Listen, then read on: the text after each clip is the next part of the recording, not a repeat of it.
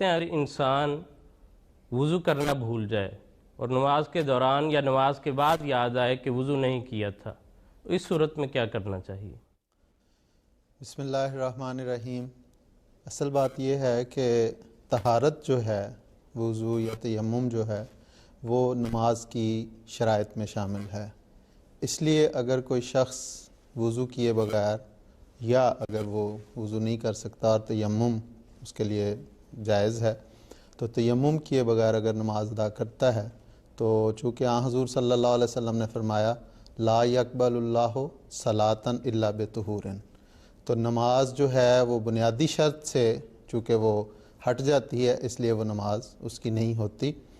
اور اگر اسے نماز کے دوران یاد آ جاتا ہے تو اسے چاہیے کہ نماز ختم کر کے وہیں سے وضو کرے اور پھر آ کے وہ نماز پڑھے، اور اگر نماز کے بعد اسے یاد آتا ہے تو وہ بہرحال اس کو وہ نماز دہرانی پڑے گی، چونکہ یہ اس کی بنیادی شرائط میں سے ہے، اس لیے اسے ایسا کرنا پڑے گا۔